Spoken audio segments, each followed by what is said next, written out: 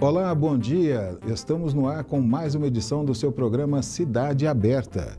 E hoje nós vamos dividi-lo em 2 blocos. No primeiro bloco, eu estou recebendo aqui a diretora da UPA, Rosana de Paiva Silva Moraes, que vai conversar com a gente um pouquinho a respeito do funcionamento. Rosana, muito obrigado pela disponibilidade, por participar. E eu já começo perguntando, como é que está a questão da UPA em número de atendimentos? Boa tarde. Então, o nosso número de atendimentos de janeiro e fevereiro girava em torno de 350 pessoas. Agora, mês de julho, nós fechamos em 480 pessoas dia. 480 dia? Dia. Foi um volume enorme de aumento na demanda, principalmente em função das doenças respiratórias. Então, nós tivemos um aumento expressivo. Mas isso não é só de Varginha, é? Não, em geral aumentou muito o movimento, né? Na região toda e em função das doenças respiratórias. O inverno esse ano foi muito rigoroso. Infelizmente as pessoas não levam a sério a questão da vacinação. Crianças chegando graves demais à conta, né? Então é uma coisa que a gente pede encarecidamente para que as pessoas não deixem de vacinar seus filhos, porque depois vem uma doença e pode, inclusive, matar, né? E as pessoas, infelizmente, muitas não levam a sério a questão da vacinação. Nós estamos sempre ressaltando aqui a importância da vacinação. Infelizmente, tem gente que ainda não se conscientizou. Basicamente, é questão de consciência do ser humano mesmo, né? Consciência e, principalmente, responsabilidade, né? Em relação às crianças, aos idosos também, que aí passa a ser responsabilidade também dos filhos, né? E em levar e vacinar para evitar as complicações da influenza, né? Agora, se aumentou desse tanto que você está me falando, pergunta que não quer calar, vocês estavam preparados para isso? Graças a Deus nós temos uma equipe muito empenhada, muito envolvida, muito comprometida, né? Então a gente se adequa, lógico que a gente precisou de reforço, né? Em relação aos médicos, em relação a alguns setores, porque é praticamente impossível. Nós temos a capacidade para atender, em média, 350 pessoas por dia. Aí passa para 500 pessoas por dia, lógico que dá um impacto, né? Hoje, na UPA, como é que está a questão de ocupação? O que é que vocês têm ali de condições? Porque, pelo que eu estou entendendo, vocês já estão atendendo além. Até onde vocês podem chegar? Como é que é isso? Pronto atendimento é porta aberta, então nós não podemos recusar o paciente, nós temos que atender, senão seria omissão de socorro. A gente tem que se adequar de acordo com a demanda, por isso que muitas vezes a gente recorre ao senhor prefeito, ao senhor secretário, para adequação do quadro, porque é praticamente impossível, tem dia de atender a demanda que aumenta significativamente desse jeito, né? Então, fica complicado. Graças a Deus nós temos uma equipe excelente, uma equipe que gosta do que faz, porque senão seria muito, muito sério. E a questão de déficit de leitos hospitalares, de enfermaria e de CTI. Principalmente de enfermaria esse ano, tá mais complicado, porque a gente está com uma taxa de ocupação de 136%. 136%? 136% acima do normal? Acima do máximo que deveria estar atendendo. E uma média de permanência na UPA, que a UPA é uma unidade para estabilização do paciente. Então, seria, em tese, para ficar 24 horas no máximo. A nossa taxa de permanência está de 9 dias. 9 dias? 9 dias. Então, é difícil, porque existe um déficit muito grande. A gente não tem fluxo, então, se a gente não consegue o fluxo adequado para estar admitindo esses pacientes, acaba ficando na UPA. Infelizmente, às vezes, a gente tem que acomodar esses pacientes nos corredores, em macas, porque dentro, na parte interna da UPA, observação adulta, nós temos 12 leitos. É que muitas vezes as pessoas acham que é só aqueles consultórios, a recepção ali, não. Nós temos pacientes, 12 leitos de observação adulta, que infelizmente tem dias que a gente tem 10 pacientes esperando um desses 12 leitos desocuparem para entrar, então por isso que às vezes fica em maca, às vezes fica mal acomodado, mas infelizmente a nossa realidade. E a nossa sala de emergência, que nós temos 4 leitos, nós chegamos a acomodar 10 pacientes. 10 em 4 leitos apenas? Em 4 leitos. E a enfermaria de infantil nossa, nós temos 5 leitos, nós chegamos a ficar com 15 crianças na UPA. Então é uma situação que a gente só consegue por causa do empenho da equipe mesmo. Na outra ponta, qual que seria o procedimento normal? A pessoa buscar um pronto atendimento ou buscar, no caso, uma policlínica, deixar para a UPA só em caso grave, porque isso tudo não é grave, é? Não, a nossa taxa de pacientes não urgentes, no caso, os pacientes são classificados como verde, branco e azul, está de 76%. Então, a gente pede mesmo encarecidamente para que a população não procure de imediato a UPA, porque não é a necessidade. Primeiro, recorrer à atenção básica, que é o mais indicado, que vai fazer a investigação, monitorar alguma doença que a pessoa tem. Lá é o lugar ideal. A UPA é para urgência e emergência, né? É aquela coisa fora de hora. Exato. Às vezes tá tossindo faz 3 meses. O que tem de urgência nisso? Em 3 meses não deu para procurar uma atenção básica, um médico, né? Então, vai para a UPA e acaba o quê? Aumentando muito a nossa demanda, né?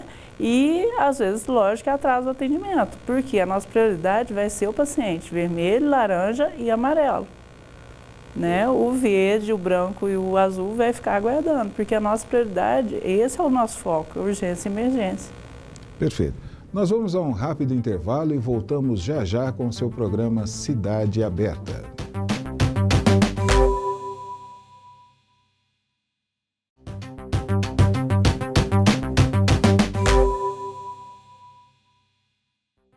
O programa Cidade Aberta já está de volta e hoje o nosso assunto aqui é a UPA. Estamos com a diretora da UPA, Rosana de Paiva Silva Moraes.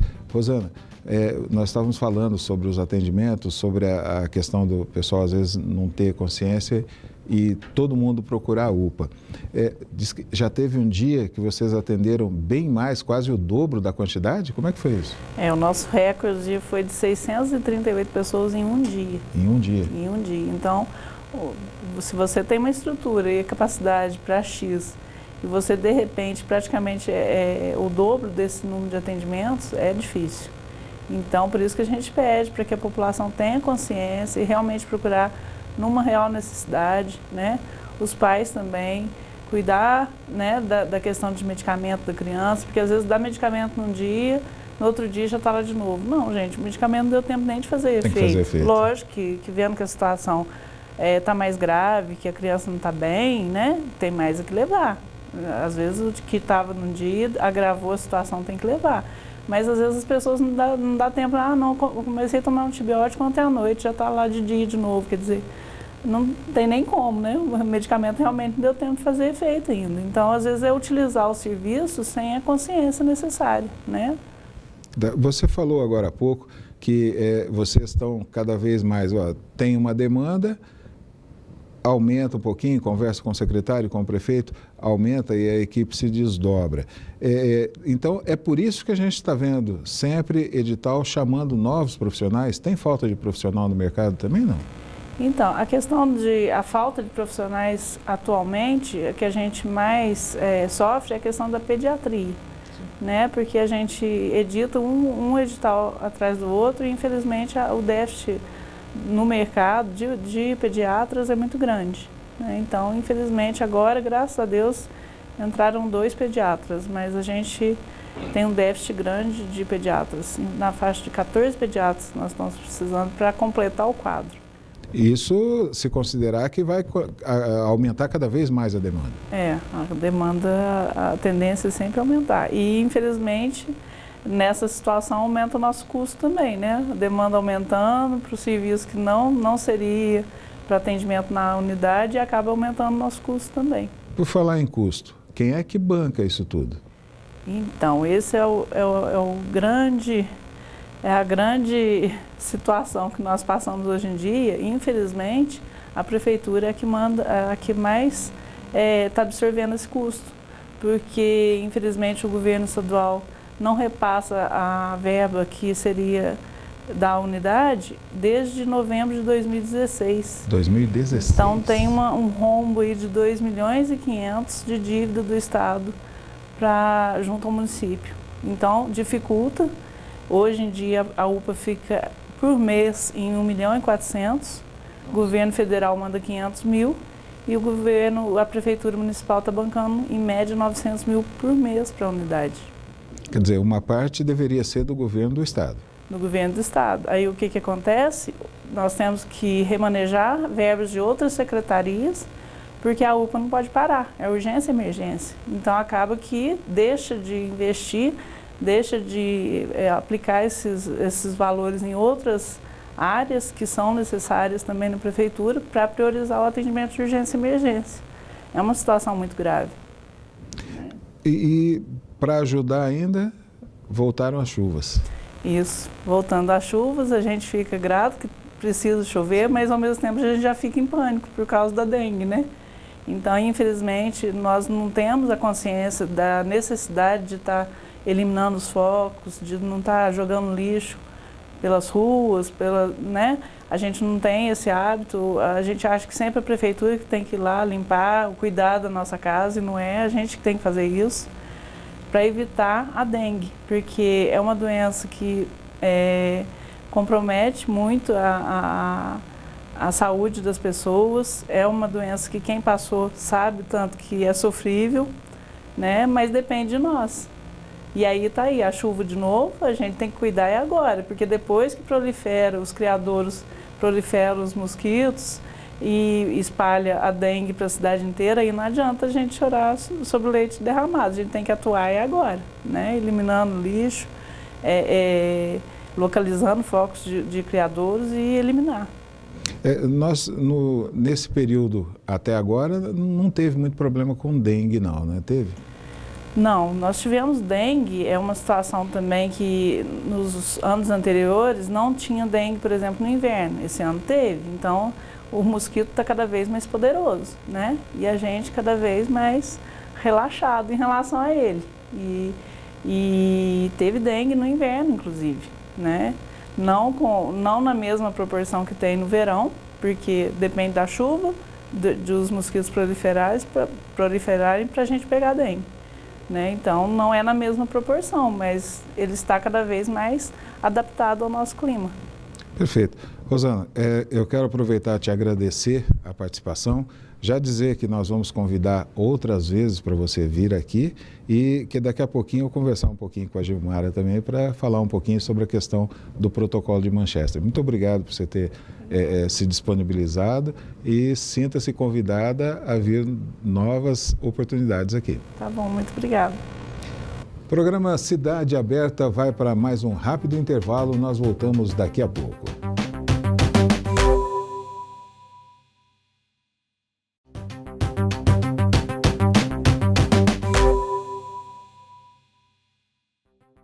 O programa Cidade Aberta já está de volta e hoje nós estamos falando sobre a UPA.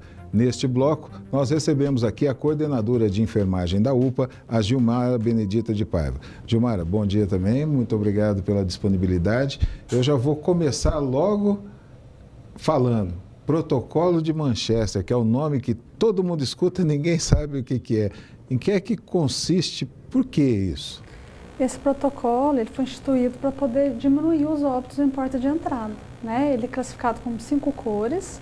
O vermelho é a emergência, o paciente tem que chegar e já ser atendido imediatamente, tempo zero. O laranja é o paciente muito urgente, o tempo dele de atendimento até 10 minutos. O amarelo, o paciente urgente, o tempo de atendimento dele é 60 minutos. O verde é o paciente pouco urgente, que o número de atendimento dele é até 120 minutos. E o azul é o paciente não urgente, que ele pode ser atendido até em 240 minutos. Ou seja, é aquele que, estou com uma dorzinha, vou na UPA. Isso, aquele paciente que poderia ter procurado primeiro a unidade básica de saúde, não precisava ter ido para a UPA. Né? O foco da UPA é o paciente vermelho, laranja e amarelo. E normalmente vocês recebem lá pessoas nas 4 ou 5 classificações? Isso, 5 classificações. Ainda tem o paciente branco, que ele não faz parte do protocolo de Manchester, mas todas as unidades de pronto atendimento adaptam essa cor, né? Que é aquele paciente que vai fazer um medicamento externo, vai passar uma sonda, então a gente classifica ele como branco, porque o paciente nem urgente ele pode aguardar. Poderia estar procurando a unidade básica também para fazer esse atendimento. Agora, a Rosana estava falando conosco aqui, dizendo que vocês já estão, tipo, 137% além atendendo da ocupação. Ainda com essas questões dessas coisas, como é que faz? A gente vai adaptar a nossa realidade lá no momento, né? Os profissionais ficam mais sobrecarregados, mas a gente faz de tudo para que aquele paciente urgente mesmo não se torne uma emergência, né? A gente faz um atendimento bem qualificado. Então, é por isso que tem primeiro aquela triagem, depois passa na outra sala para poder saber... Isso. Os pacientes que são identificados como mais urgentes, eles vão ser atendidos imediatamente. Tá? Ele passa pela consulta médica, né? Todos os enfermeiros da classificação de risco são especialistas em urgência e emergência, pós-graduados. Todos nós fizemos o protocolo de Manchester, então todos estão capacitados para identificar o problema e já corrigir naquele momento. Agora, às vezes eu vou na UPA, eu já vi alguns cartazes, mas não tem assim uma divulgação para a pessoa saber o que é isso, ou é uma questão mais interna? Não, a gente já divulgou outras vezes também, né? Mas esse protocolo de Manchester, na verdade, ele é internacional, né? Brasil internacional, então todo mundo sabe o que significa. Ou pelo menos deve saber, né? Isso, mas ele é bem divulgado, sim. Às vezes é falta de conhecimento de algumas pessoas da população. E esse protocolo de Manchester, ele privilegia, no caso, criança, idoso, tem diferença? Não, é o grau de risco. Aí é grau de risco. Isso, é grau de risco. Como é que funciona? Se o paciente tiver com alguma condição clínica, sinais vitais que a gente verifica lá, temperatura timpânica, criança com febre e adulto com febre é priorizado. Paciente que está com dificuldade para respirar é priorizado. Paciente que está com uma frequência cardíaca aumentada pelo protocolo é priorizado, ou uma frequência diminuída, ele é priorizado. Algum sintoma clínico que me diz que o paciente tem que ser passado na frente. Uma palidez cutânea, uma cólica nefrética é um paciente mais urgente, ele tem atendimento priorizado. Um corte mais extenso, apesar da UPA não ser referência para trauma, mas o primeiro atendimento, se ele chegar com um corte extenso, é priorizado. Parada cardiorrespiratória, o paciente nem dá entrada pela recepção, ele entra direto pela sala de urgência e o enfermeiro da urgência classifica ele lá. Então, tem alguns casos que realmente são priorizados, sim. Então, pelo que eu estou entendendo, o protocolo de Manchester, ele abrange tudo dentro da saúde. Não é por faixa etária, não, o idoso naquele momento ele só vai ter prioridade de atendimento se ele tiver com um quadro que diz que ele é um paciente mais urgente, caso contrário ele tem que aguardar. A criança da mesma forma. Agora, o difícil é que a pessoa que chega lá já chega com dor, já chega achando que o caso dele é o mais grave, né? Isso, e a gente tem régua de dor também que a gente avalia lá, né? Régua de dor? É, a fisionomia do paciente, né? Ela vai de 0 até 10, então quem está com dor tem uma fisionomia de dor. Se o sujeito chegar rindo, tá doendo, dá para você trabalhar com a régua de dor também, que é um outro parâmetro que a gente tem enquanto classificação de risco. Isso tudo é treinamento, atualização? É norma, é protocolo montado, a gente trabalha em cima de protocolo, de fluxo. O protocolo de Manchester tem um fluxograma, a gente segue os fluxogramas. Então tá bom. Te agradecer também a disponibilidade para vir e dizer, olha, esse protocolo de Manchester eu tenho a impressão que nós ainda vamos precisar conversar disso mais um punhado de vezes. Tá joia. O programa Cidade Aberta volta na próxima quarta-feira às 11h30 da manhã. Até lá!